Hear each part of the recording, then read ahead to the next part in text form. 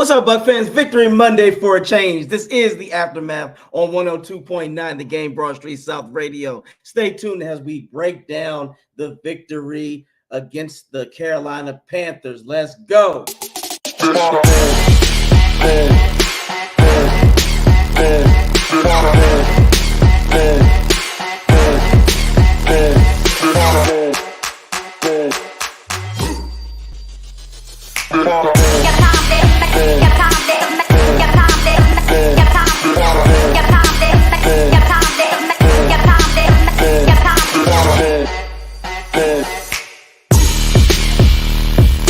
Mike.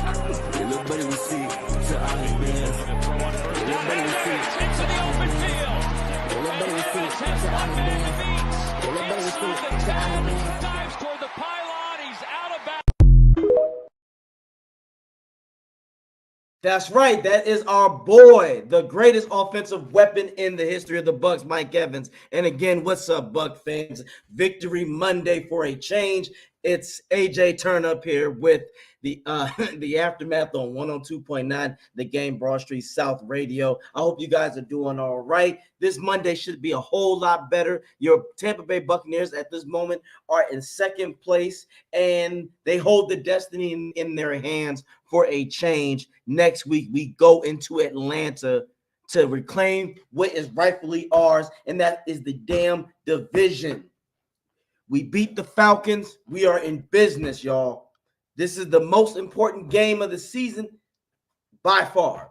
But, of course, we always got to talk about the past game that just happened for us to even get there. And again, what's up, guys? AJ Turn up here. And my co-host Slick, a.k.a. the British guy who's always fly, is on standby right now. He will be joining us momentarily. But, how do we feel?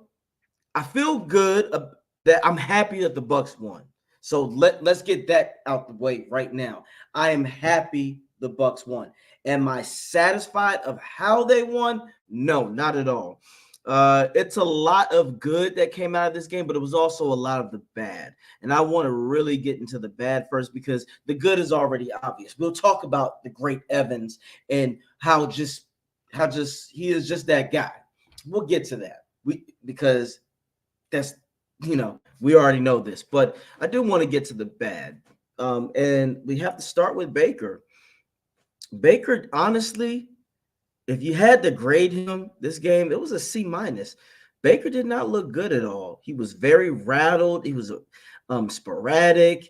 I'm sitting back like, typically Baker was solid, but like in the past games, but the past couple of games, I don't know. I mean, I'm hoping he's healthy, but also I was just, again, astonished on how we typically are playing down to teams that we are better than. To be quite honest, a competent coaching staff on the offensive and defensive side of the ball would have beat this team by at least 30. The Panthers were trying, but really the Bucs were just keeping them in there.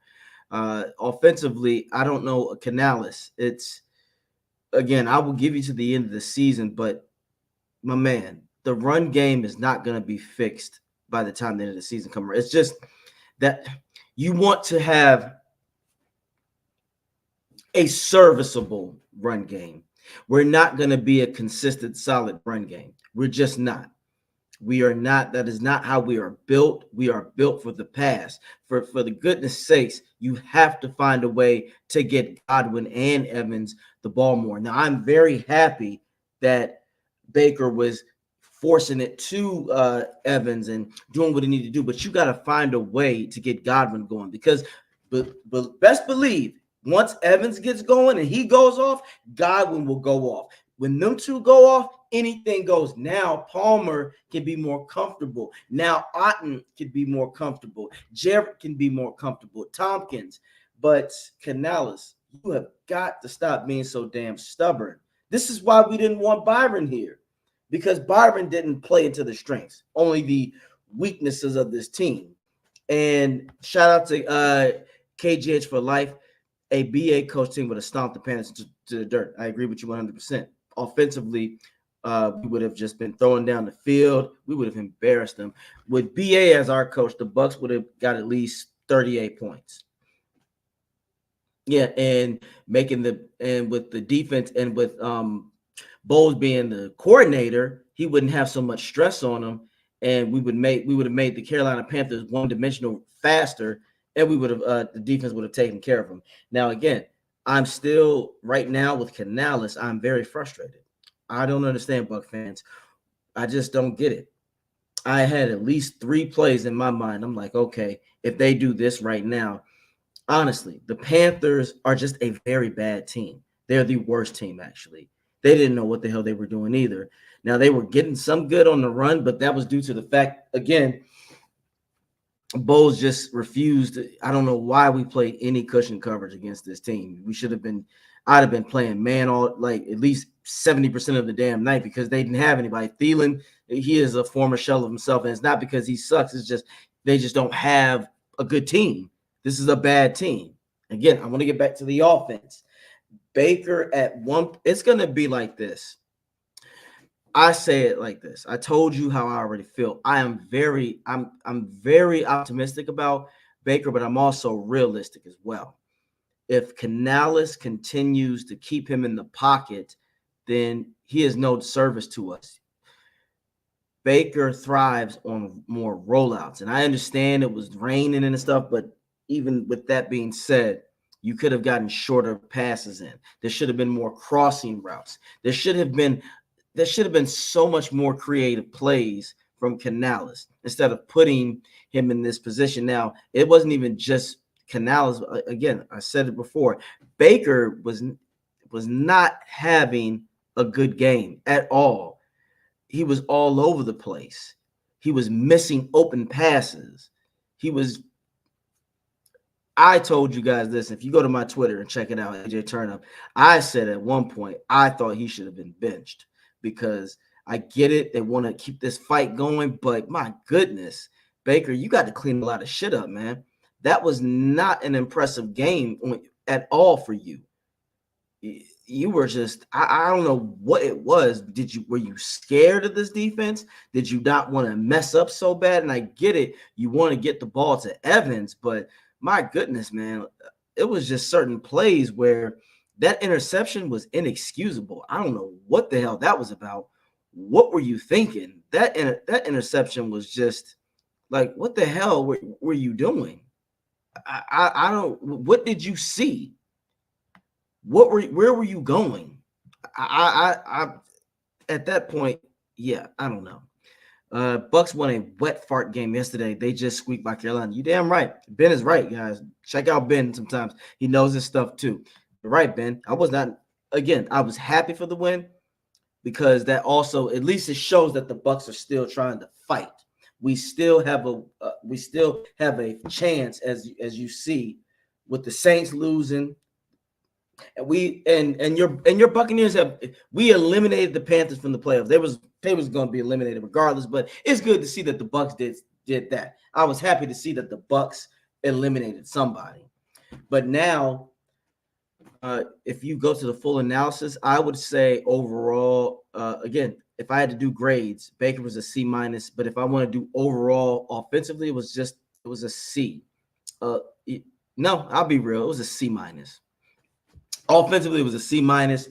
Defensively, I'm going to go with a C, just because Bowles, again, was giving Bryce too much respect. Load the damn box. You could have taken the running game away. There was no reason they should have got 104 yards on us. No excuse. I understand that Levante and Devin were out, and I understand that Britt went out, but that's why you load the box. And it was raining. Bryce wasn't beating us with his arm. If anything, he was going to try to use his legs. But I know how you are.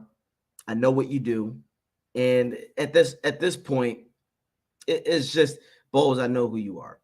If I am the Glazers at this point, you are still looking for a new coach. The only way that Bowles could keep his job is if he finds a way for the rest of the games that this Bucs defense holds all the opponents under 20 points. they would have to hold them under 20 points. And I mean, like, at least they can only get no more than 13. And that means that this defense would statistically get to at least the top 10 or just right outside. And then if we were to get to the playoffs, the defense would have to be so dominant that they just single-handedly gave us one game. That is how bold stays. But you all know that's not what's going to happen. That is not going to happen at all. Coaching was a D on D and not D in defense. Yeah, no, it was garbage. Like I said, the only reason I gave the defense a C is because Winfield stepped up. Russell did his thing. Yaya is continuing to explode on the scene, and Kancey was doing the damn thing. That interception that Bryce threw, it happened because Kancey put that pressure on him and got him fit. That was a terrible throw for Bryce, but overall, Kancey is a dog. I think Kancey will be a star by next season, and I'm glad because I told people his impact will be here this season, but wait till next year when he has a year under his belt, when he has learned the speed of the game, he's going to be fine. So that's why I said the defense was a C, because Winfield was out there. We're going to have to pay that man, and I'm fine with that.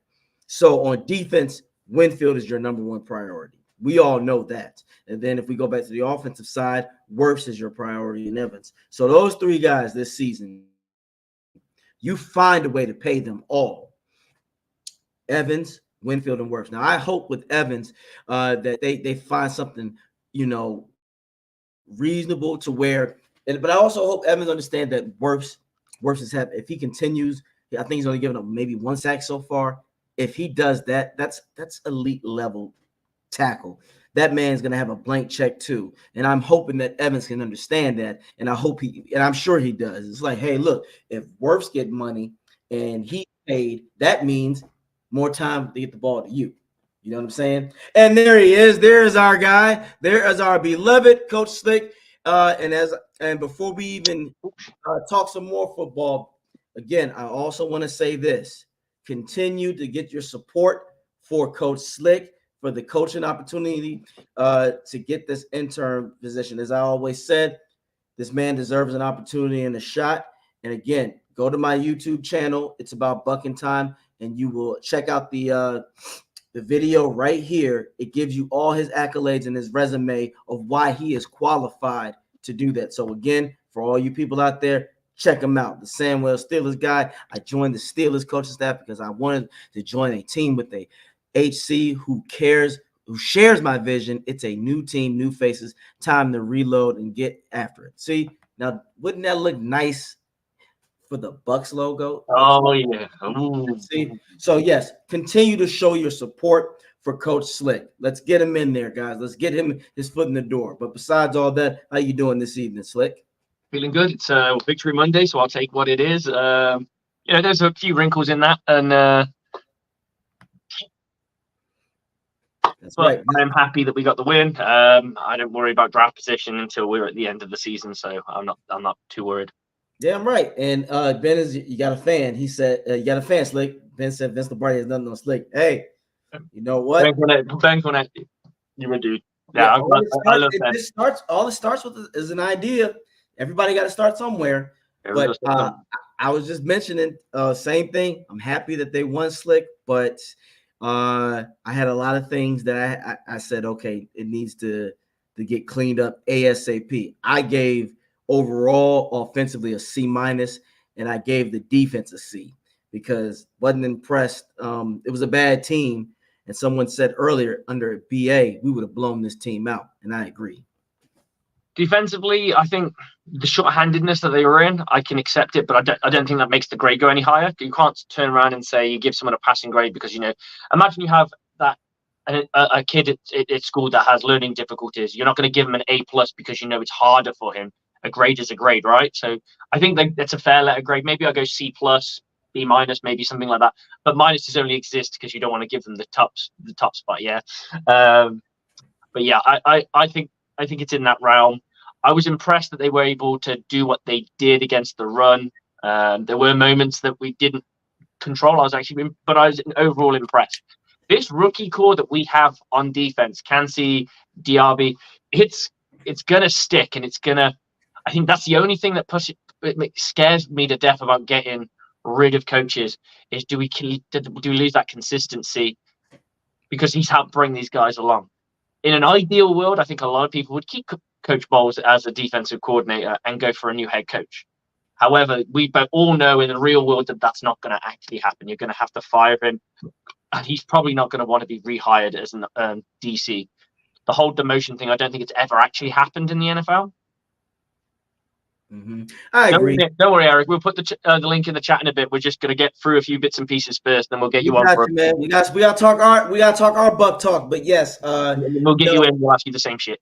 I think with the talent that we have, if they keep the same scheme, all we need is a defensive coordinator that's that knows when to be aggressive and when not to be. And I think you can find that anywhere.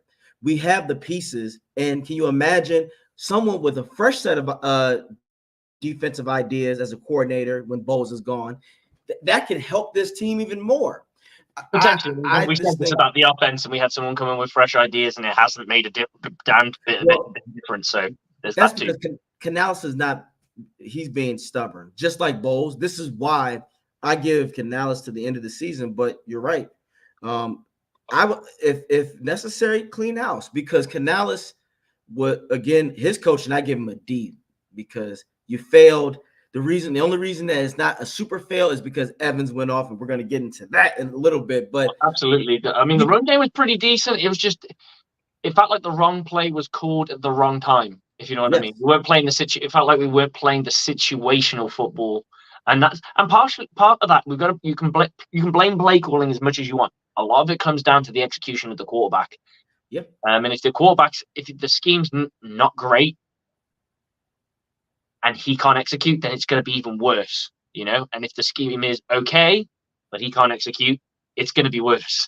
If the scheme is good and he can't execute, it doesn't matter. It's still going to be a subpar. So it's really hard. I mean, I think a lot of people were calling at halftime to go and get Trashkin just to have a look. I threw my hands up. If it weren't for that touchdown of Mike Evans, I think it probably should have happened. And maybe an argument could be made that it could still happen. But once you get what you get there is a guy who might get hot and the confidence comes back. It didn't really. It was nice to see Chris Godwin get a touchdown, but it was running the football rather than throwing the ball. It's pretty insane that Mike Evans took up 88% of the passing yardage or something of that nature, right? That's how many yards he had. Literally everyone else got like a couple of yards. I think everyone else totaled up some like 20 yards in total in the passing game. So I think it was an important thing, but I like the aggressiveness to feed him, because that is what you want. This was the day to, and why not do it on your foe? And again, the Bucs eliminated the Panthers, so that's cool as well. But you are right. Baker played. I said this. Baker was awful. I gave him a C-. The only reason I gave him a C-. Mike Evans is the reason why he has a C-. If it wasn't for Evans, that was a beautiful throw and catch. It was pretty simple. There was a lot of mistakes of throwing balls where he threw balls into stupid areas. This felt like the Baker Mayfield of old. It was. And that seems to have been the theme, I would say, for the last 3 weeks. We kind of feel like we're getting the old Baker Mayfield, the mistake prone.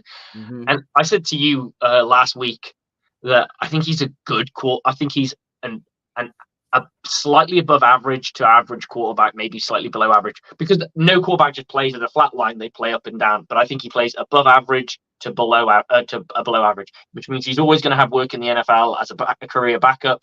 He may have stints where he will start multiple games or a couple of seasons here and there for a team that's quarterback needy. But for the most part, I think he's had a good season as, like, if you were to compare it against other seasons. Yeah. I think this is probably one of his better seasons in his career. But you still look at the talent that's around him. Like, he still has good talent around him. I can understand if he's getting sacked left, right, and center. And yeah, the run game's not there. But when you throw and catch the ball, and you're throwing the ball 10 yards short of the first down marker on a third, dry killing penalties seem to really pissed me off. That's something that's got to get cleaned up big time. I can accept what the defense put out because of how short-handed they were. That's why I kind of give them, I wouldn't say a day off or what have you, but like it's hard to like kind of turn around and go. I mean, you got to think about it. At one point, we had our backup safety and our fifth choice linebacker with the starting linebackers for the team. So you've got to give Bowles credit for being able to adjust that kind of workload, as well as Zion McCullum, who did look poor in places. He's really weird. He's an odd player because one moment he is flashing brilliantly and looks really, really good. And in other times, he looks lost at sea. He is lost at sea. And I think with him, McCullum, I think he overthinks and he lacks the awareness. I think he's taken longer to settle into the NFL world than expected. And to be fair, corner's one of those positions where it can take. Look at Carlton Davis's first 2 years. Yeah, a lot of people were ready to pull the plug on him because he's not an interception catcher. Nope. He's a lock him up, and he would get early in his career. He got too grabby, and he's got the discipline to be not as grabby, not as overly aggressive, not too aggressive. You've got to play that aggression so controlled. It's controlled aggression. It can't be just pure natural. I'm gonna block you rather than I'm going to press you. There's a big difference between pressing someone and blocking somebody. Exactly. Right? A lot of people think the skill set's exactly the same. It's really not. It's very different because you are still going backwards. You're just making it difficult for them to get around you, essentially, or you're trying to manipulate them to where you want them to go. So you're like, okay, we don't want you to. We want to take you to the sideline. So I'm going to usher you to the sideline. I'm going to do everything in my power to fill this side of the field that you're going to naturally want to go that way. I agree. I just think with the coverage, if you're going to man press, you need to jam. If you're going to do it, you can't half-ass it because Carlton doesn't have the speed. You can if you've got the speed. Yeah, true. Yeah, he doesn't have the speed to recuperate. Like the whole jam, right? So where you just literally go bang and then you peel off, right? Yeah, that's why I said if they're going to do zone, play a cover 2 where the corners are in the flats. Because when they're in the flats, they don't need to worry about losing their leverage. Because if they lose their leverage, the safety's supposed to pick them up anyway. Mm-hmm. So it's almost like you're double covering them. I always say in my videos, cover 2 is like a natural double team because your safety's going to play underneath him. So your corner's going to play underneath him. So he's going to jam him up. Mm-hmm. So that's going to take up time. Even if he's terrible at it, he's going to do something to disrupt the route. Yep. But it doesn't matter if he gets beaten, so they can be as aggressive as they want. Almost they could try and block if they wanted to. Yep. He breaks past, the safety picks him up, and now you are just shuffling underneath the coverage, a natural double team in zone coverage. And that's exactly how they should play. But this game, I was saying there was nobody to throw to. Bryce was still. What was frustrating was Bryce was almost trying to get in a rhythm, and that's why I was like, Bowles, just obliterate his ass. Every time when Bryce was getting pressured, he looked lost. He at least thrown. You can't get the consistent pressure when your backers are as players. They might not know all the playbook at this point, So you've got to have a little. He probably had to play a little bit more pedestrian and conservative. And we know his MO this year has been a bit more conservative anyway. Yes. But I think he had to be conservative in this game because of what he had. Had he had a Levante David, a Savasia Dennis, or just gentlemen of that nature, we lose a linebacker in the middle of the first quarter, wasn't it? Yeah, that shit was just awful. I just said, oh my gosh, like this is. And then when he kept throwing his helmet down, I said, anytime I see a player do this, I'm like, yep, he knows something is bad. He knows it's potentially career ending because he knows that's him out. Because I think the way he looks at it, like you're a player, right? You've got the nod to start in your first NFL game to start, right? Right. Opportunities like that may never come again for people like players at his level. Who's an undrafted rookie? I mean, I'm not too sure what he is off the top of my head. Yeah. I will go and have a look in a minute. Mm-hmm. But he may not get that opportunity again. Nope. But for the most part, the linebackers did a decent enough job. They didn't look lost completely. I think the play calling helped them, being conservative and not making them think too much. Yes. Which kind of goes against the rest of the team. But you have so much talent on this team that you can afford to be a bit vanilla in certain areas, but then make the other people's jobs more complex. Mm-hmm. Yeah, And you know, so you're not out. Zion McCullum should be able to know a full playbook by now. If he doesn't, then serious questions are going to be. we got problems. we got to have problems. So you can do more with those guys.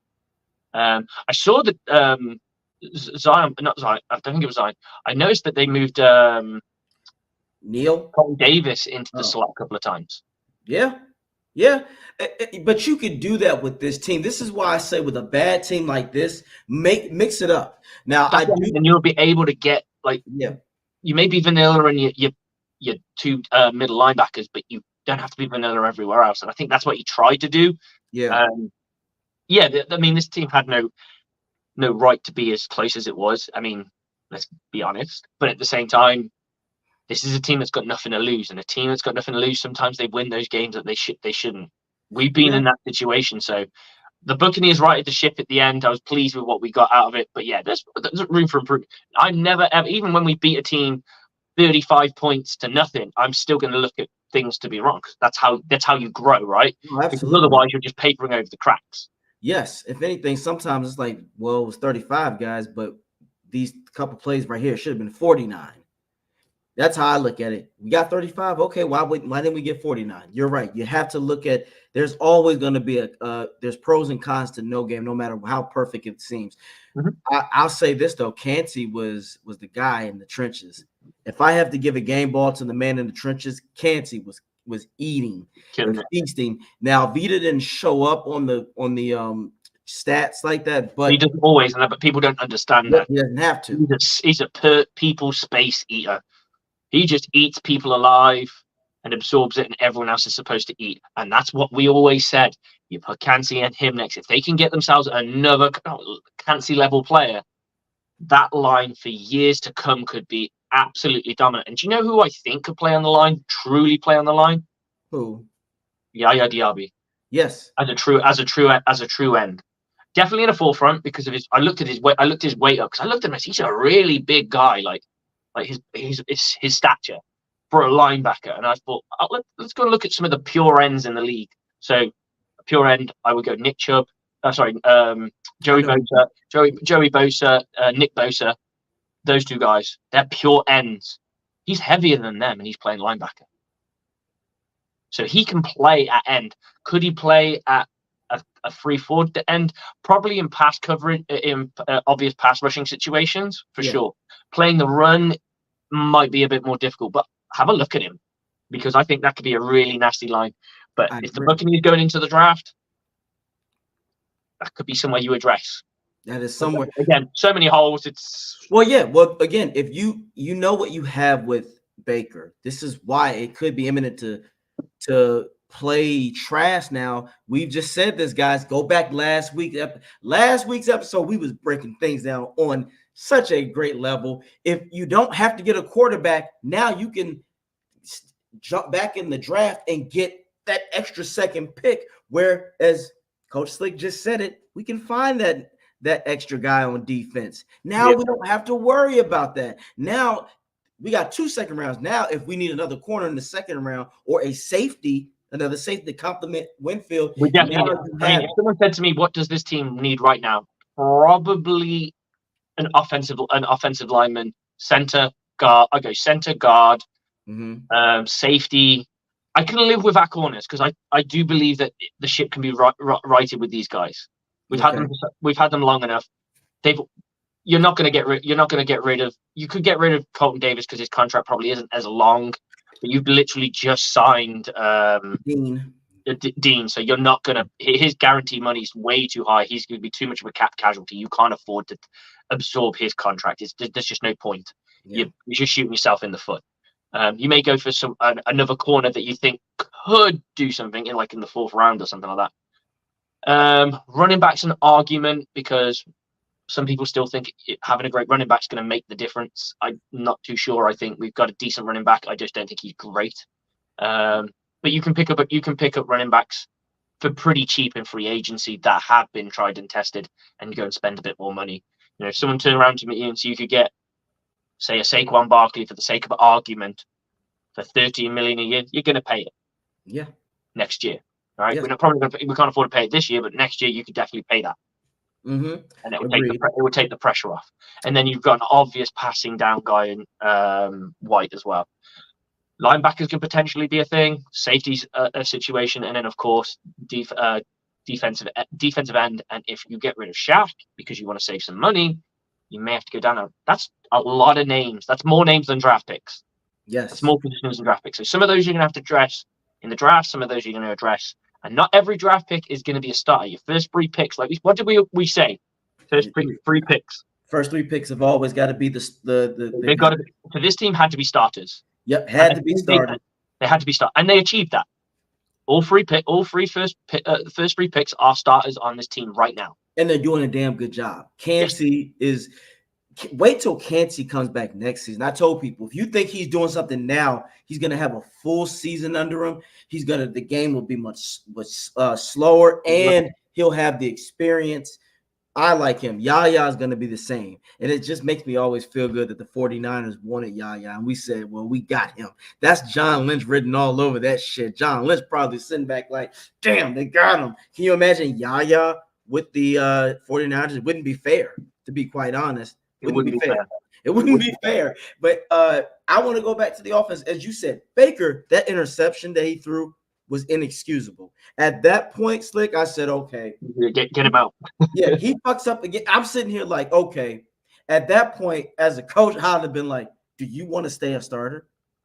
Because that is the type of throws where it's like, what the fuck was that? And someone asked me, well, AJ, why didn't Evans just fight harder for it? I said, well, one, if he would have tried to do that, then they'd flag him for an offensive interference. Or the worst thing is, what if he tries to come down on it and he hurts himself? It was raining. It was slippery.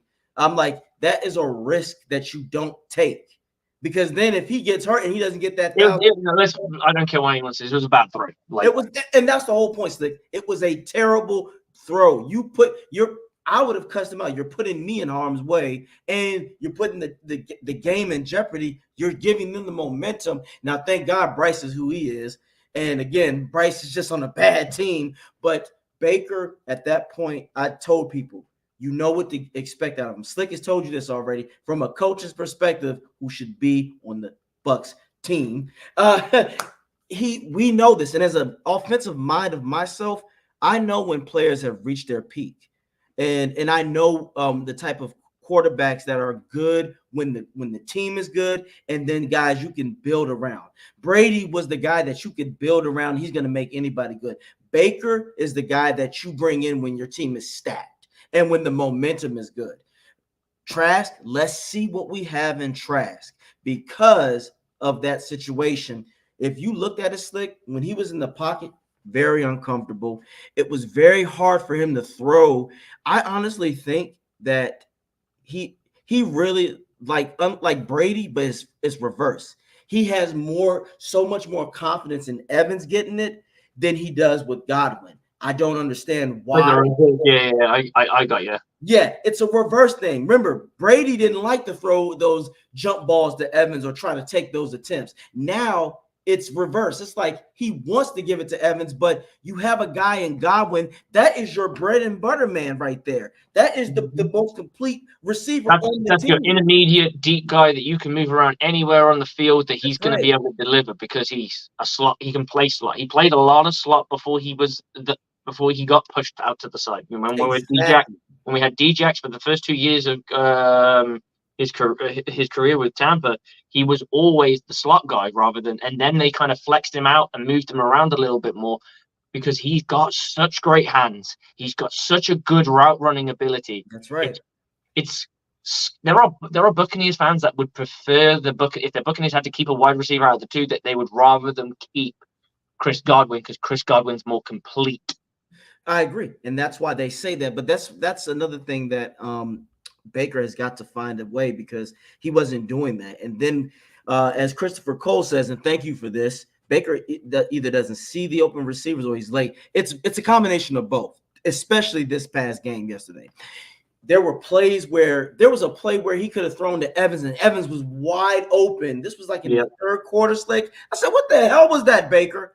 And it literally just bounced off the ground. I'm like, that was just awful. And then when the interception, he threw it off the one that was thrown at his feet. He literally threw it at Mike Evans' feet. Yes. Oh my gosh. Yeah. Deep outbreaking route, and he literally has thrown it at his, not even at his feet. I'd say at the tip of his toes. Yes. The ball hits the dirt. The ball hits the dirt at the tip of his toes. And I'm like, are we really doing this? Big shout out for our coach for actually using the challenge flag. Yes. When he took so long to do it, I was like, why are we not called the flag? Why? It's obvious. Come on, I can see it. Batman can see it. The people living on the moon can see it. Yes. Why? What's it? And then we found out that he was talking to the referee, and he was trying to ascertain if he needed to use the challenge flag rather than just throw the challenge flag, which is smart. But on the broadcaster, they're like, "What are you doing? What? Come on!" Exactly. For me, I wouldn't even have waited because you could clearly see that was a touchdown. But those NFL coaches act like challenge flags are their daughters. They don't want to let them go if they don't have to. Exactly. Give her away. Give her away. But are you sure? Okay. Yes. Fine. Yes. And at that point, though, again, that's why I say Evans saved Baker because Baker was terrible. He was not good. And this is put it this way: if that touchdown didn't exist, let's just have a look at what Baker Mayfield got in the end. And I know that that's not going to be the totality because there would have been more throws on offer and more plays on offer. But he got himself 202 yards, which isn't great. It's pedestrian as hell. Yep. Got sacked once. Ran the ball for 8 yards. Sacked for 8 yards. Ran the ball for -2 yards, so he didn't really run the ball very well. When he did run the ball. One touchdown, completed about 50% of his passes, and got a rating of 68.5, 202 yards. And we all know that where Mike Evans got to, Mike Evans ended up finishing with 162. So most of the yardage came to Mike Evans. And if that 74-yard touchdown didn't exist, or 76-yard touchdown didn't exist, we could be talking 75 yards. Sorry, I can see it here. 75-yard touchdown didn't exist. We lose the game. I think Bryce Young might have outplayed him. Yes, he would have. We would lose if Evans doesn't score that touchdown. Polar are on each other on this, though. He doesn't throw any touchdowns. Both throw a pick. He did get sacked 4 times, however. That's a bit different. Doesn't run the ball at all, which is a staple of a quarterback in their first years in the league. They usually get a little bit too feet happy, and the issue is they rely on it. Mm. And then eventually teams start to suss that out, so they start getting eaten or they start getting injured. I think with him, he's learned the Tua effect. He doesn't want to get rocked because remember, that's a small guy. If Yaya, can you imagine if Yaya hits him, or if Yaya hits him, he's done. When Antoine sacked him, I could see he's like, shit, I can't continue to take these hits. So that was discipline on him. I credit him for not being overzealous. You're right, though. Usually the young guys they put their bodies on the line. Bryce is like, I'm 5'8". I can't do that. Bryce Young ain't no 5'10", Slick. In America, they be giving him extra inches. He is 5'8". He's got lifts in his shoes, right? Exactly. And let's finally we got to get on to this, man. We got to get on to Evans. That man is the greatest offensive weapon in Bucs history. And I was just so happy that he got his moment. When that 75-yard run, that was the longest run of his career. That man is only getting better. And he's doing it with so many quarterbacks. Not everyone thinks it's that great, do they? Oh yeah, yeah. Oh, this is coming up. Yeah, give me one. This gentleman did not. Oh, yeah, this gentleman does not think, and he's English, by the way. Oh boy, tell him bollocks. Damn it, bullshit. Look, hold on, I gotta find that damn thing. When he said that, I was just sitting here like this. I'm just like, What Yeah, did I? I think, and then someone said, and he's like, "Do you?" Someone said something to him about what he's achieved. And he went, "So you think 1K yards are a definition of what a Hall of Famer is?" Certainly fucking helps, dude. It Certainly fucking helps, considering certainly fucking helped. the last two guys who are in the company with him, the person that he's equal with, Hall of Famer, and the person who's got more than him, Hall of Famer. So there's a realm of possibility here. Also, Mike Evans is currently second in the league In active touchdowns. in yards. Sorry, third in the league active in yards, second in the league active joint first with touchdowns Devontae Adams. with And Devontae Adams. and look, here's the list of the players in NFL history who only have more touchdowns than Evans. Jerry Rice, some guy named Jerry, some other guy named Randy Moss, some guy named Terrell Owens, Chris Carter, Marvin Harrison, Larry Fitzgerald, Antonio Gates, Gonzalez, Tim Brown, Steve Largent, Don Hudson, Rob Gronkowski. Now, mind you, about over half of these players that we just mentioned are fucking anomalies themselves already. But also, they also had quarterbacks that were anomalies. Jerry Rice, slick. For you people out there who don't know the game of football, Jerry Rice is not only the greatest receiver, but the luckiest fucking receiver in history. Joe Montana, who people to this day And no still say, one's going to ever turn around and say that he's not great, but it certainly does help to have Joe oh, Montana. Joe Montana. Oh, then Steve Young right after that. Wow. And I still honestly believe that he put Jerry Rice on any team, he would have been great. Oh, absolutely. But would he have achieved what he did? It's like the nepotism when people talk about nepo babies, right? Yeah. Like those are some of them generally are like they've had the doors kicked open for them. Some people are extremely talented, but and this is the argument, if you take away the famous parents, do they have the same opportunity as Joe Public in getting the same jobs? And the answer is no. You've got more prestige. You had more doors opened for you, but you're talented, so therefore it worked out in your favor. Now, what a lot of people seem to think is if you're a nepo baby, you must, or a kid of nepotism, it means you're untalented and you've had all the doors open for you, like a Cara Delevingne or whatever, someone like of that nature, where their parents just loaded and bought them roles on movies or some shit. Oh, absolutely. And that's the same kind of thing. It's like it's the conversation. In this case, though, we know football is a team thing, but when you have a guy who can throw you the damn ball, it makes it a whole lot less for sure harder. Joe Montana, Steve Young, and Rich Why Gannon. Everyone respects D-Hop. Exactly. People respect D-Hop so much because of who he had. Like he only had Deshaun Watson for like 10 minutes. Facts. And then right? And then they got rid of Adams has had a quiet year. Yeah, there's three receivers that they give that kind of love to. You said it: Hopkins, Calvin Johnson, and Andre Johnson. I think the only thing I would say with Calvin Johnson is his quarterback was pretty good still. Yeah, he was above average. Okay, even with that, I love that we said that. So all these receivers that we just mentioned, that I just told people, they had great quarterbacks throwing to them, and for the most part of their career, they had above average quarterbacks. Can you imagine if Evans had an above average quarterback his whole career? So for you people out there, these are the quarterbacks that he was so blessed with: Josh McCown, Mike Glennon, Jameis Winston, Ryan Fitzpatrick, Tom Brady. And he only had him for 3 years, guys. 3 years. And it wasn't 3 like years and the yardage wasn't great. and you know how Brady is. And Baker Mayfield. So think about all these. And look, Evans is a man who still produces. Now, don't give me this shit about other people, because when they asked me about other receivers, someone said, well, he isn't Marvin Harrison. I said, well, wait a minute. When did Marvin Harrison start to shine? When a guy named Peyton Manning entered his life. People don't even realize Marvin Harrison didn't get 1,000-yard season until Peyton Manning got there. You can look that up, guys. Until Peyton got there. Evans had all these different, and not only did he had different quarterbacks, different coaches, different schemes, different systems. It's not like this man. You can. I said this to you, right?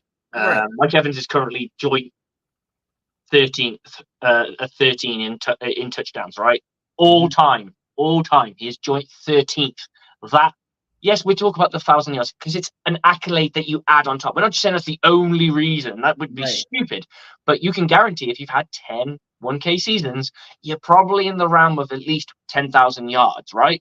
Right. It could be more than that because most of them get more than just bang on 1,000.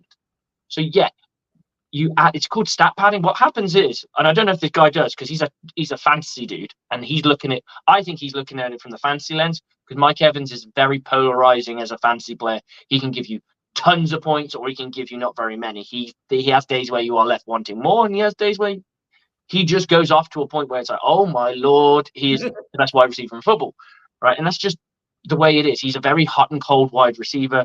Yes. But how good you are in fantasy has nothing to do with your career as an NFL. We're going to put he's a really good fantasy player. Who gives a shit? Do you know who's a good fantasy player? A lot of The people. Minnesota Vikings quarterback. Yep. Yeah. Kirk Cousins was. Hey, go get Kirk Cousins as a guy that you can get in like the bottom of the bottom rounds.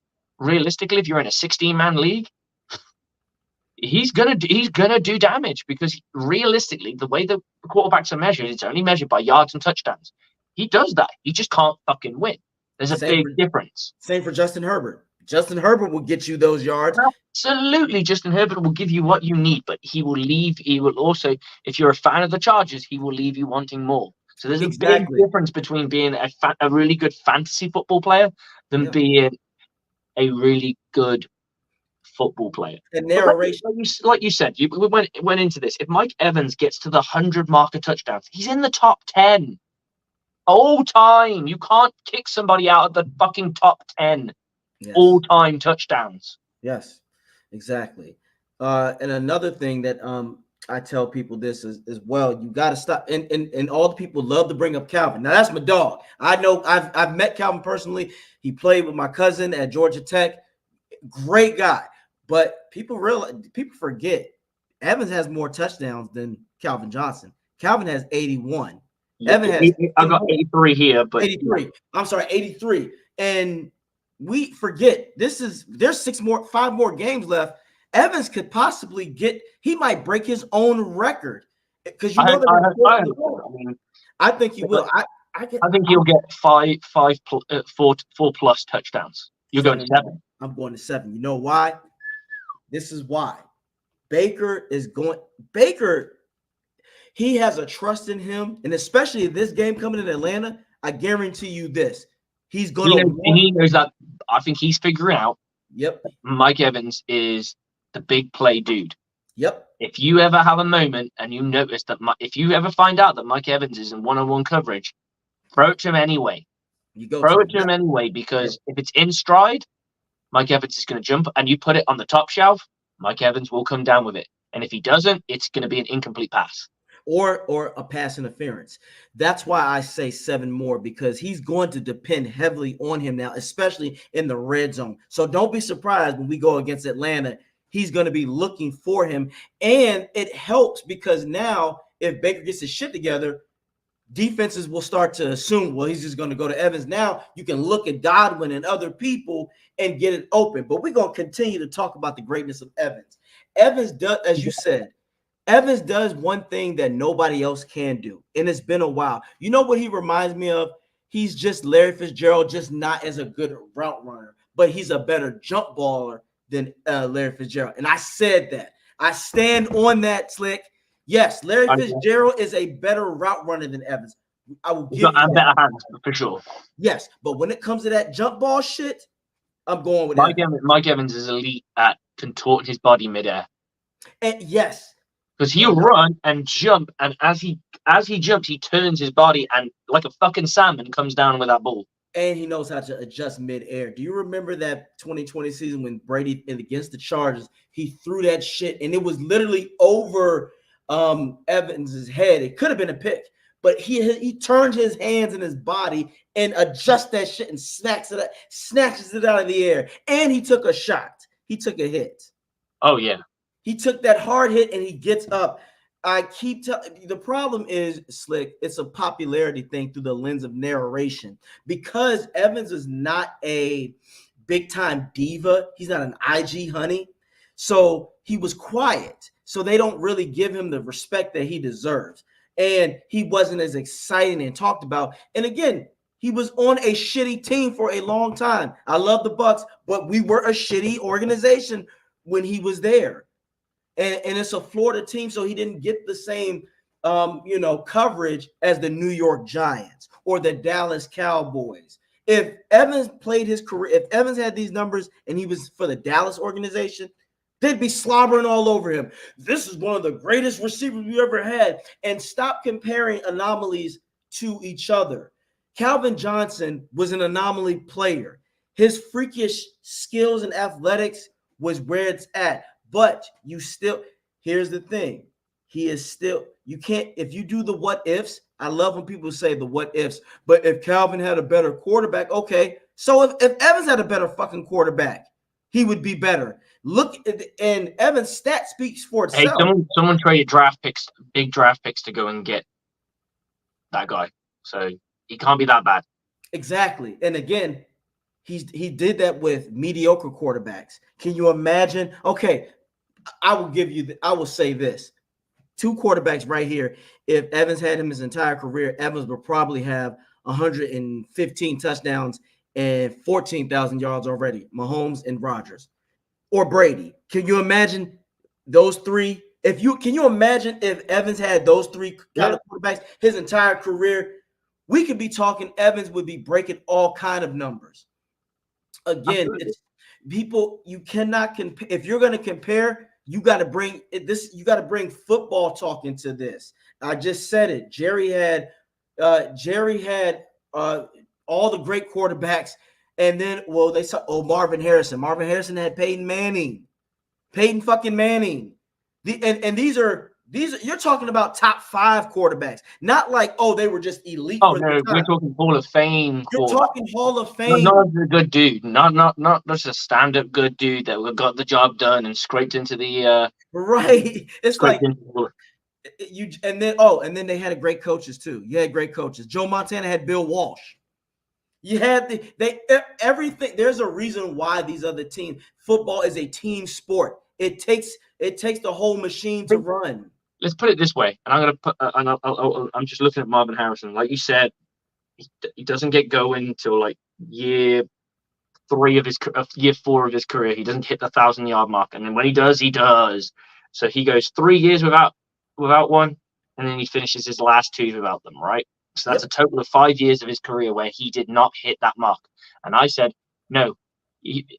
I don't think having 1,000-yard seasons is a precursor of whether you're an NFL Hall of Famer. But what is being consistently in that conversation since your career has started. And we're talking 10 years. We're not talking you've been around for 5 minutes. We're talking 10 years and a decade of it. And no one's done it. This is the proof what you're seeing. That's what people are showing you. It's consistency over time. Yeah, he didn't get. He wasn't the top 3 wide receiver at any point in his career, but he's been a top 10 wide receiver all of his career, pretty much. Exactly. It's like this. Would you rather have a guy on your team? And if this is like basketball, you want a flash in the pan, or do you want a guy who's dependable? Right. Do you want a guy who can get you always between 15 to 20 points for at least the 82 games of the season? Or do you want that one guy that can he'll get you 40, but then like for 15 straight games, he'll only come out with like 10. You want consistency. Evans brings you that. And here's the thing. Another thing Evans does, he brings you double coverage and helps your other players go off. Absolutely. So we've got a gentleman here who wants to come on and talk his shit. So let's bring him in. Hey. In a row. And it's been a while. So how are you, sir? What's going on, guys? Man, when I tell you if we would have lost yesterday, I got soaked. That would have been the word. I'm like, man, we're gonna let these Panthers beat us. But going back at it, I was reading a stat. For the first 10 years in the league to have over 10,000 yards and at least 9 touchdowns, Jerry Rice, Randy Moss, Marvin Harrison, and Mike Evans. That right there is a Hall of Fame. I mean, if that's not Hall of Fame, I mean, all those guys are Hall of Famers. Well, Mike Evans will be a future Hall of Famer. So, A first ballot Hall of Famer. That's the point I want people to get. First ballot. I was told Mike Evans is overrated. Yeah, if he's overrated, why? I don't know. Why is he doing something that only he can do right now? Why hasn't Adams done this? Why hasn't an insert name of any wide receiver in the past? There's a reason. The reason is only he's done it. That's why the accolades. Every time I try and search this up, it will tell me that it's who's the next person down from Mike Evans. Who is it? No one. No. Remember, Justin Jefferson might not get 1,000 yards this season because of the injuries. So there's nobody else that can do what he has done. And even the great Tyreek Hill, I don't think Tyreek Hill got 1,000 yards his first season. No, he was a punt returner to begin with, wasn't he? Yeah, that's my case. The defense rest. That is the whole point. I don't think Slick. Nobody right now can catch up with him at this juncture right now. Maybe Justin Jefferson would have been. Tim Brown had it. Randy Moss is in the conversation as well. Give me a second. Okay, and I like and guys, and I said this on TikTok, so people. Here we go. Let's get. Yeah. I've got the metric right here. So Rice, in total career, is 14. Mm-hmm. Total career. That's not including any like the streak, right? Yeah. Mike Evans is 10. Randy Moss is 10. Fitzgerald is 9. Owens is 9. Smith is 9. Brown is 9. Marshall is 8. Wayne is 8. Smith is 8. Mason is 8. Holt is 8. Harrison is 8. Smith is 8. Bruce is 8. Carter is 8. Largent is 8. Jones is 7. Brown is 7. Johnson is 7. Johnson is 7. Of course, it doesn't give you the first name, so I'm just giving you what's in front of me. Bolden is 7. Oh, I know. Driver is 7. Johnson is 7. Irvin is 7. And how many of those guys are in the Hall of Fame? And it's not because they got this many in the streak. I'm just saying Mike Evans is in a class of his own where he's only mentioned with one. He's second right now, joint second. He goes second on his own next year if he does it next year. Second all time. And not to mention what you add all those yards up, then you get the totality of his career. And we're not saying just the 10K, the 10 yards consistent, the 1K yards every season for 10 seasons is the only metric that he has. Oh no, we don't. We also say he's got 91 touchdowns, which makes him joint first in the league active. He is actively third in the league in receiving yards. So when the totality of his career is done, we're saying you add the 1K seasons in a streak, you add the touchdowns, you add the totality of his yardage, the Super Bowl ring that he has. Mm-hmm. He's a Hall of Fame. It is that simple. It's simple. It's very simple. He's a Hall of Famer, and also again, he's a Super Bowl champion. That's another thing, and he played a big part of that.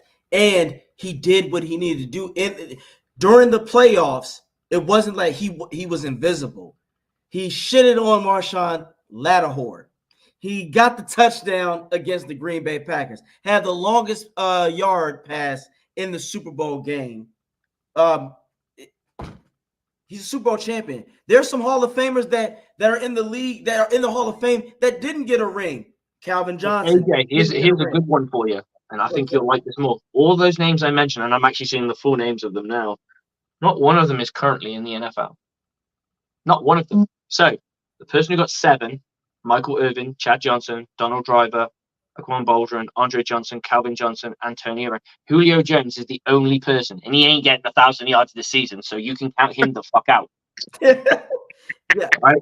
Then we go Steve Largent, Chris Carter. So there's no one currently in the NFL, and I said this to you, if he were to retire, he's got, I don't know what the buffer is between him and, I'm guessing the closest person is probably going to be Devontae Adams. That's who I'm guessing is the person that's the closest to him.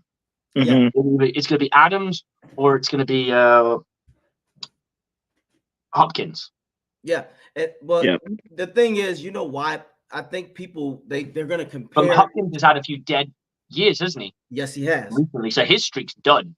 Yeah, he's not getting no 1,000 yards anymore. I don't even think Hopkins will get 1,000 yards for the remainder of his career, and nothing wrong with that. He's going to be a Hall of Famer as well. But it's all about them liking people too. A lot of those receivers you just said, people like because they know them for their personality, or it's the coverage. Just look at how the Cowboys try to hype up CeeDee Lamb to be a number one guy. And it's like, okay, because he's a Cowboy, you want to put him in that level when he's not. Evans, again, Evans has done everything you asked. Just going to add that. Sorry, I don't mean to interrupt. DeAndre Hopkins has six in a career of 11. Yeah, he's not getting. Yeah. So you know what I mean. And this is what I'm saying. And then who we say Devontae Adams as well. So I'm just going to quick look at Devontae Adams. Devontae Adams didn't get 1,000. I think he has 7. That's where I'm thinking he's at as well. I think he has 7 his entire career. Let's have a little look. A lot of he's been pretty healthy. Just like Mike Evans has missed 6 games in like 10 years. One with the suspension, couple with the hammy. He has 4. Damn, I thought he had at least 7. He has a couple of seasons where he's at like 900, and a couple of seasons where he's at like 800. Oh, okay. So he did not get 1,000 yards until 2018. He was drafted the same time as Mike Evans. 2014. He caught up when he did start to get his thousands. It wasn't like 1,100 or 1,200. It was like 15 something. It was 15s and 16s and on a regular basis. So he really did start to pad his stats. What I'm saying is, if Mike Evans finishes his career, let's say he finishes after 14 years, even if these guys are still going, they can't catch him because they'd have to. Most of them are going to have to work. And 6 years, Mike Evans is 10. He's going to have another 4 of these years once Mike Evans retires. So if Mike Evans retired today, like turn around and went, I've done my 10. That's my legacy. I'm done. It's going to take Devontae Adams 4 years to catch him up. What's the time it takes before you get called into the Hall of Fame? 5 years. 5 years. So it might just be he only has to go for 2. Maybe he goes 2 more years. Yeah. But what I'm saying is, if he is the only active person in the NFL with the longest 1K streak, or the longest 1K streak of active players, that's where a committee argument could be made. You sit there and go, well, what about Mike Evans? Oh, he hasn't done this. But he's the only player in NFL history right now that has this. Yeah. And no one's caught him up. Your great Jamar Chase hasn't caught him up. Your great such and such person hasn't. Devontae Adams hasn't caught him up yet. None of them caught him up. So where are we going with this? And see what I mean? That's you have to ridicularize their argument, make their argument look ridiculous to a point to make your argument look legit. That's how I've always done it. Agreed. So if I'm ever arguing with someone, I go, like I said, I'm going to go on the journey with you and believe what you're saying. Okay, yeah, okay. Devontae Adams is better than Mike Evans. Let's go and look at well, Mike Evans, he hasn't had the last time he had 1,000 yards was last year. He's struggling to get. He'll probably get it this year. In all fairness, he only has 4 touchdowns. That's not great. He only had a streak of 3 years. Yeah, that's the best he could do. Mm-hmm. So my point being is, no one's going to catch him up when he does retire. I don't think it's possible for someone to catch him up, and that is your bread and butter, because he's going to add more yardage. We know he's going to do that. Yep, and he's going to add more touchdowns. So if he walks away with, what's he at right now? 91, right? On the 91 touchdowns. So let's say 125. Yeah, let's put him at 110. That's 115. That's like 5th. Let's say he does 3 more years and goes to 115, right? That puts him in the echelon of high top 10. Oh, absolutely. Yeah. It puts him at 4, does it? Yeah, if at 115 touchdowns, oh yeah, he's Let's see, God. Jerry's at no one's passing Jerry. No one's passing. And then Jerry. I think Marvin Harrison is at like 140, and that's going to be tough. And then I think Moss is at like 150 or 140, something ridiculous. Well, no, I got it right here, guys. I got it right here. When it comes to Look, nope. As you said, no one is catching Jerry. Jerry has he has touchdowns. He has 197 touchdowns. Yep. Randy has 156. T.O. has 153. Chris Carter has 130. Marvin Harrison has 128. Fitzgerald has 121. To be quite honest, after Marvin Harrison, it's not far-fetched that Evans can't get to the 120s. Larry Fitzgerald has 121. I just told you this. 29 touchdowns. Slick and E-Money. I said this. I expect by the end of the season, Evans gets 7 more touchdowns. So let's say if I'm right, they got. I would like to lowball it because what's the record for the most touchdowns by a receiver? 20. Mike Evans' high is 14 or 15, I think. I thought it was 16. He had 16. Yeah, he had 16 one time. Yeah, I think it was the first year with Brady, maybe the second. Yeah, I'm looking at it right now. The most touchdowns he's had. Yeah, I think he's. I know last year he only had 6. Exactly, and he has 10 now. Oh no, the thing is, it's not far fetched for. I honestly, the reason why I said this, E-Money, that he can get 7 is because they're going to rely heavily on him the remainder of the season. And Terrell might be out next week. He's in the concussion protocol. For a wide receiver should get him in, and then you add the yardage on top. It's polarizing. There's no argument. Even if he doesn't get 1,000 yards and he got 500 for 3 years, for the sake of argument. And I would lowball it because then if you can lowball it and you can still guarantee it, imagine what he can do if he does what he actually does, right? That's why let's say he gets 15 more touchdowns for the rest of his career. So he gets 5. Let's say he gets 20 for the next thingy. That's still 111. That's 100. That's 111, and that puts him at what, 7th? It puts him at 6th. 6. No, okay. Sorry, it puts it. Why the fuck? Sorry, I'm looking at the wrong thing. He would be tied with Tony Gonzalez if he gets 111 touchdowns. So that would be 1, 2, 3, 4, 5, 6, 7. He would be tied 7th. So you've just got to be in the top. You've just got to be in the top 10. Once you're in the top 10, no one can take that away from you. Top 10 all-time wide receiver. And then yards, top 20. I think he can be top 20 even if he gets 500. Let's say he gets like 700, 500, 500, and then 500. You're still, that's what, another 2,000 yards. That's over 13. That's almost 13,000 yards. That's top 20. I think he's about 33rd right now, which is not bad. When you add it up with the 10 with the 10 back to back, whatever, how many backs you want to put into that, it's a foregone conclusion. Exactly. I can live with someone arguing with me and saying that he's not a Hall of Famer right now. I can live with that because his career's not done and I know he's going to do more. So I can live with that argument. Fine. But history will prove you wrong because he will get it. I'm telling you that. I personally think he is a Hall of Famer right now. But I can live with that, the fact that people don't believe that. I don't need to prove to anybody that he is because it doesn't matter because his career is still going. It's irrelevant. And I'm sure Mike Evans is not sleeping on any of these people like that gentleman. Oh, yeah, McLovin. Well, the funny thing is people still forget that Evans just turned 30.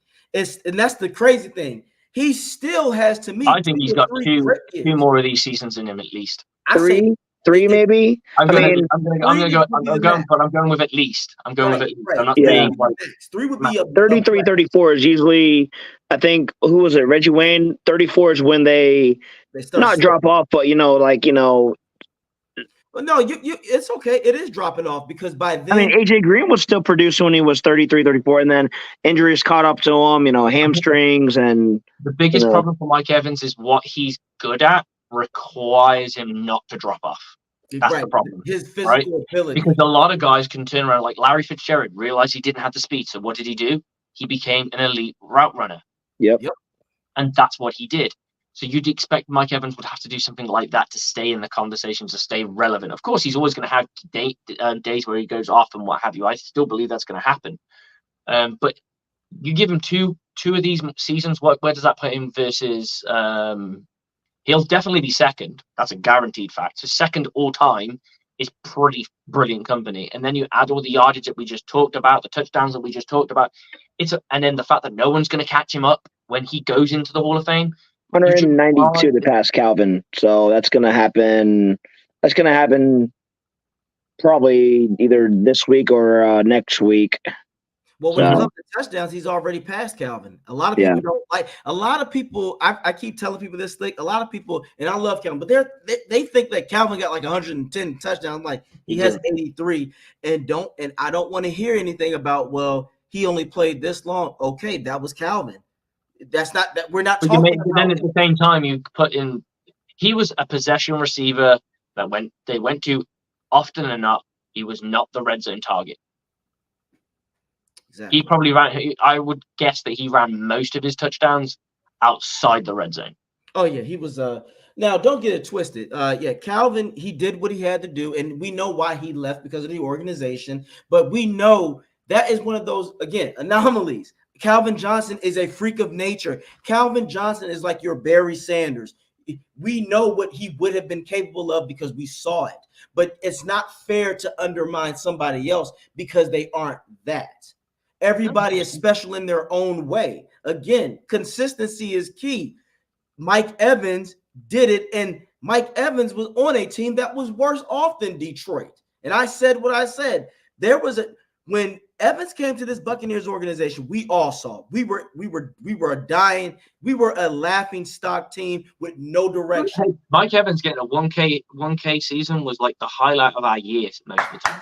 It was. I knew from there. And look, that is Jason Light's legacy. If anything, Jason Light could say this. I drafted a top 10 receiver of all time. All time. Mm-hmm. On your resume, that is something that could get Light in the Ring of Honor. Wow. And he got a Super Bowl with us. He brought a Super Bowl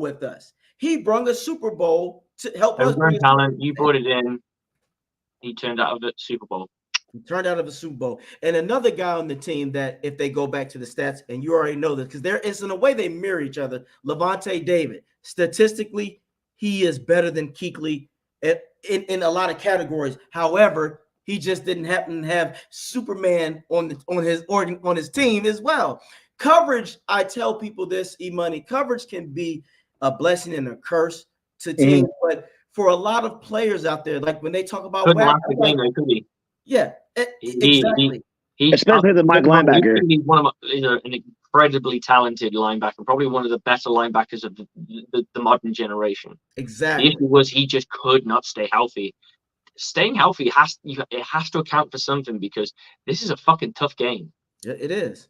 You can't turn around and say, here's a question for you, and it's unbuccaneer related, but it's fair in this argument because you could probably put this person to a kin of Levante David. Is Frank Gore a Hall of Famer? Yes, he's a Hall of Famer. Frank Gore. Thank you very much. He might not be a first ballot, he might not be a second ballot, but he will get in eventually because to be at the running back position. How about Marshawn Lynch? Oh, Marshawn Lynch, definitely. Marshawn is a first ballot. Good God. I saw him at the airport, but I didn't talk to him, but he had his headphones on. I'm like, okay, I'm not going to bother. I'm just going to let him do his thing. I'm like, is that Marshawn Lynch? And I'm like, damn, he's big. Nah, Marshawn is you give him the wing, not the head. I was like, what up, man? No, but I know what Slick is saying. But Slick, it's crazy you say that because there's another running back that I tell people who's in the Hall of Fame, and it wasn't because he was spectacular. He's basically the Mike Evans of running backs. Any of y'all in here ever heard of Curtis Martin? Mm-hmm. For the Jets. He was not a spectacular running back. He was basically a fundamental guy that his stats were so unbelievable that you had to put him in there. I ask a lot of people, do you even know who the hell Curtis Martin is? They go, the guy, exactly. The only thing do you know what I think they should do with the Hall of Fame is find people from their era that played in that era of the 10 years. You have to speak to all of them. But it'd probably be easy to do it because the NFL keeps in contact with a lot of people and just say, is Mike Evans a Hall of Famer? They're going to say yes. Because your peers are the ones that realistically respect you. If you got DBs going, yeah, that dude's a fucking problem. That's what, committees can sit there, ask the coaching staffs of his era that have been around him and say, yeah, we game plan for fucking 13. Facts. I have never heard that's the thing. That's a thing. So I would respect a coach's opinion and a player's opinion of a player than I ever would a media person. For the reason is most of these media people have never played the game of football. They don't know the dedication. They don't know the sweat, blood and tears, the film room work and all that stuff. They ain't got a clue. They just sit and look at metrics and go, well, this guy runs a very sexy route tree. He's better than Mike Evans. And I was like, yeah, okay, he can run a better route tree. But can you do what Mike Evans does? And you're going to tell, and I'm going to tell you, no, because Mike Evans is the best in the world at only what he does. And that's the reason why he is who he is. And nobody's going to second that, because if that's the case, why is Randy Moss, all he did was go routes. But that was something that he excelled in, but we don't ignore that. Again, it's all about if you like too much of these guys, like you said, nowadays, these media. Mike Evans is also not a media personality as a person, is right? He's not outspoken. He's not like, that DB's trash, I'm gonna rinse him, I'm gonna run through him, and all those kinds of things. Because it's not who he is. It's never been who he is. He's very humble. He's family orientated. He's charity giving. He's very much like a very humbleized guy. He's not a jackass. He even took the flack off himself, and people can talk shit about Mike Evans if they want to about the contract situations, but he let his agent handle it. It had nothing to do with him, because he might have said something to his agent, but it doesn't matter because he didn't come out and go, oh, I don't like the fact that I'm not getting money, which is what a lot of wide receivers do. All of that adds up. And that's why he's going to go, because he's and you know who I think is going to give him the nod, that's going to get him that first ballot? Brady. I think Brady, just alone with Brady's presence. Mike Evans' time spent with Brady, I believe he is like 10th all time for Tom Brady touchdowns. Exactly. And it might be even less than that. I'm not entirely sure. It was kind of like, oh God, imagine if he had 2-3 years where he went off like he did with Mike, because he got a lot of touchdowns with Tom Brady, because he was more of a red zone target than anything else. And how many? He would have had 13. Apparently, I think I worked it out. If he had the average of what he would have had, he'd have been top 5 of receivers that have received a touchdown pass. And this is including the tight ends as well, and the running backs, and everyone who's received a touchdown pass from Tom Brady. He'd have been top 5. That's insane. That's insane, man. That's insane. And see, look, that's how good Evans is, Buck fans. We can talk about him his glory all night, because that is just how good he is. So for all you doubters out there, again, we go football logic. I'm not just a fan of the Bucs. I am a fan of the game of football. We were just talking about other players. That is the whole point. Again, and sometimes here's another thing, Slick. When you're on a team that's so great, it's going to make you look better than what you are. I like Wagner, but to me, would Wagner be who he was if he didn't have the Legion of Boom? A lot of people forget he had the Legion of Boom to back him up. Oh, and a lot of people forget he also had a rusher who was at an elite level. His name was Michael Bennett. That guy who came from the Bucs and was and Averill was on that team too. Wagner, to me, was a great guy. Earl Thomas. You had the Legion of Boom. Cam Chancellor, Richard Sherman, Browner. You had a squad. So if anything, they made your job easier. What makes the Legion of Boom special was the simple fact that their secondary was so dominant that the front four, their pass rush could have just been average. But again, this is why, and like you were saying about Frank Gore, Slick. No, Frank Gore, his longevity and his IQ. Frank Gore is arguably the greatest HB draw running back of all time. And I say that, go back, guys, and watch him run the HB draw. He did it.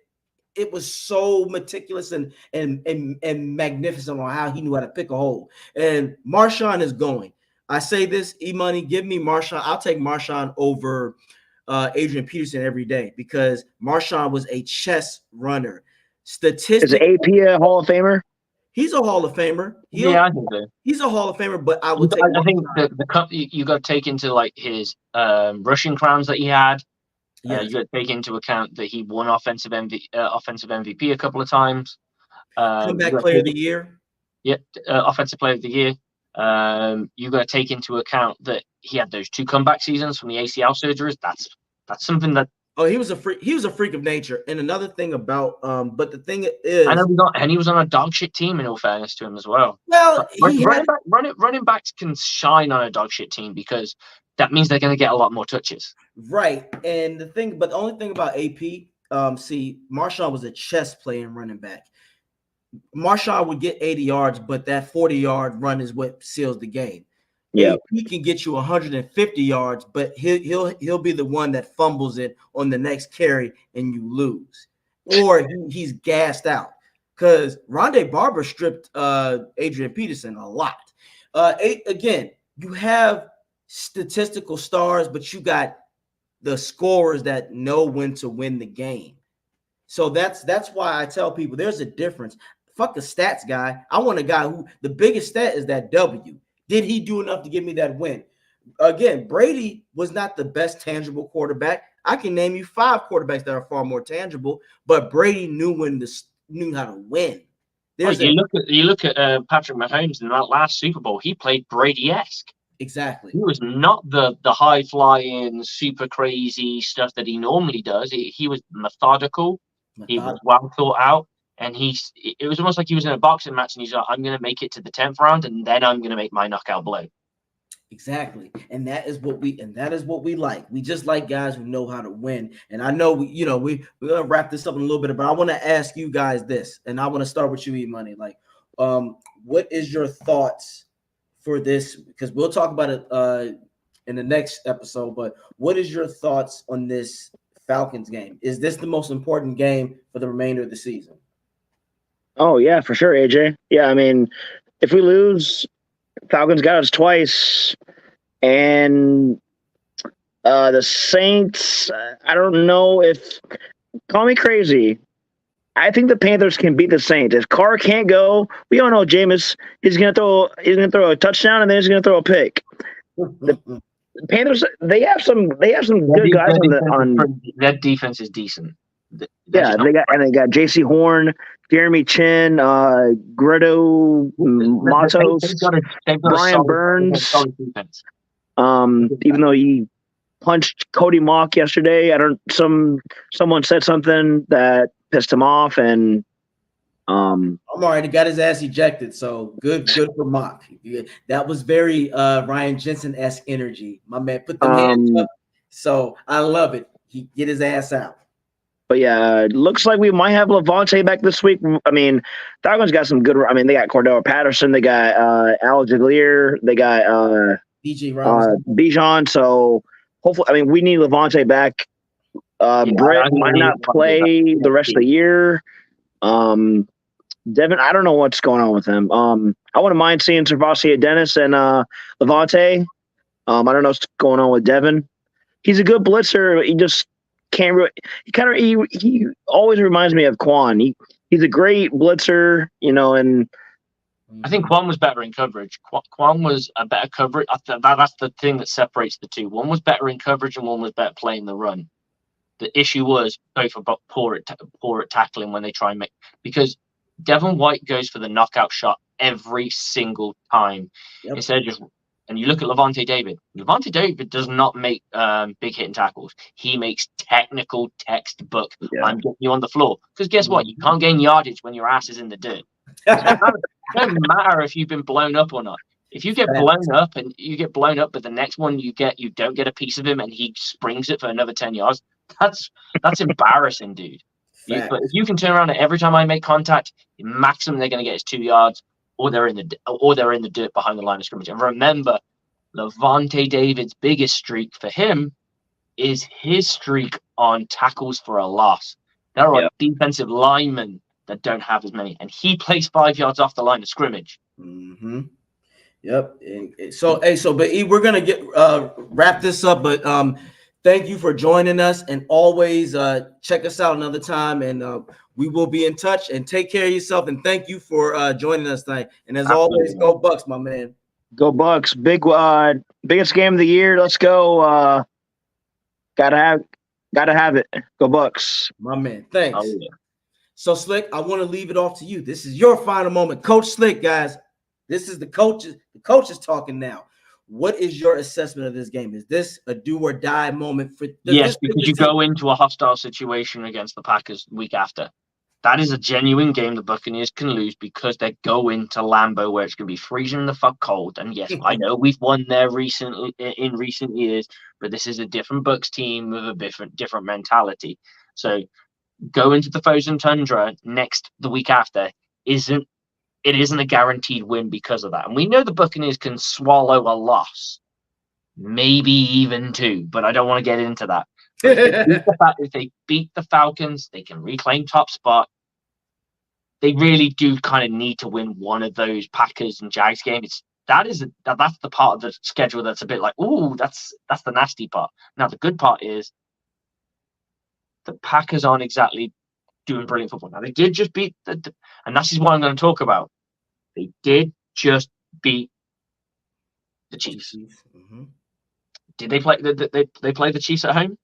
I think they did. They were playing the Chiefs at their house at the Packers. I don't know. It can get cold at Arrowhead, but it don't get frozen tundra cold, and it is a hostile environment. People have to remember that it is not a gimme. So they're going to go and play against the Giants. That should get them a win. And then they go against us. I'm not sure what their where they're at. Hang on, give me a second. They're 6-6. They could end up being on a winning record by the time we face them. We could be on a break-even record when we face them. I would not be surprised if that game got flexed, especially if both teams win.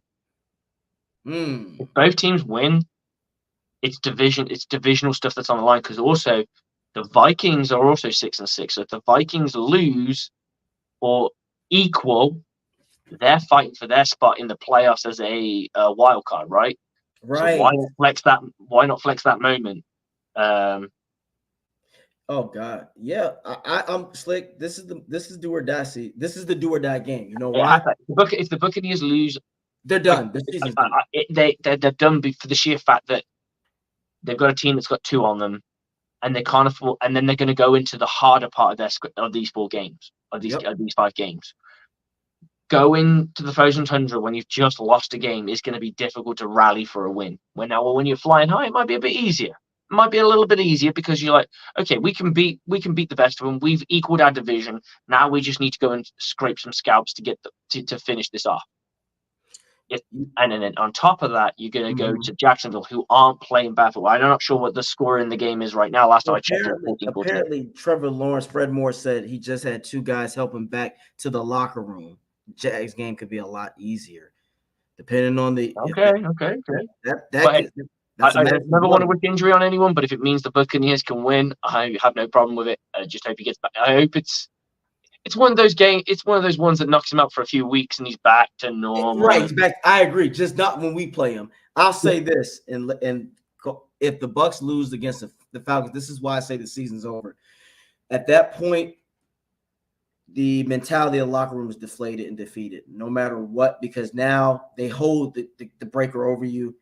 They lose that game, they're not going into the tundra. You got to beat them the rest of the way, and exactly. That's going to be difficult because if you lose at the frozen tundra, you're going to get If they lose against the Falcons, they're going to get blown out at the tundra, and this is why I say that the team will have shut down. And unfortunately, I'm not 100% following that, but this is where I go with it. We lose that game, and then we go to the frozen tundra. It's going to be a much tougher game because we're not as confident. We don't believe it. Now we're going to a hostile environment. You lose that game, all of us, and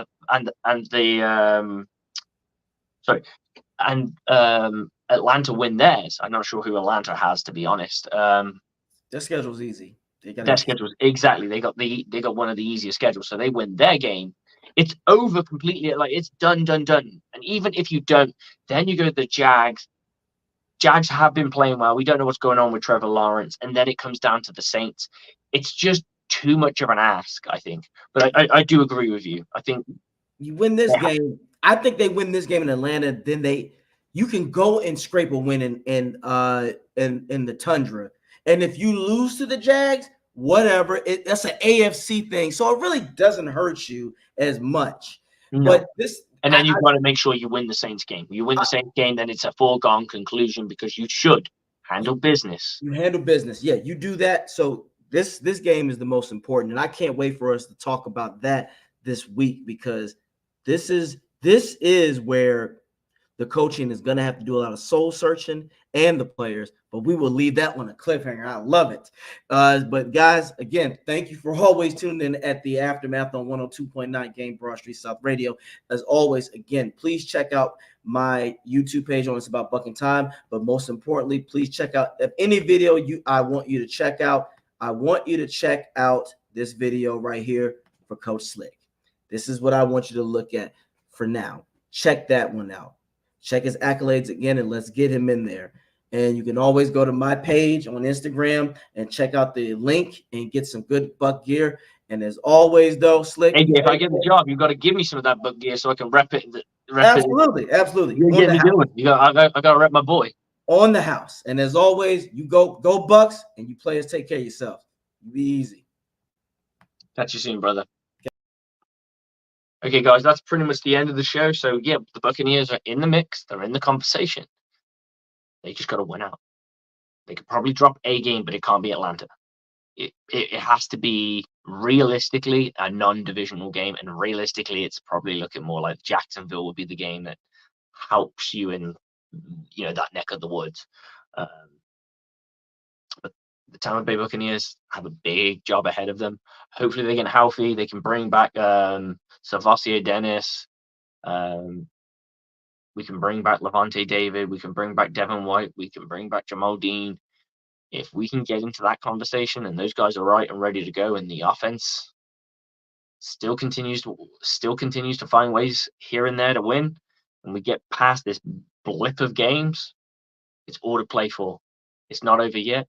We are not in turtle mode. We shouldn't be.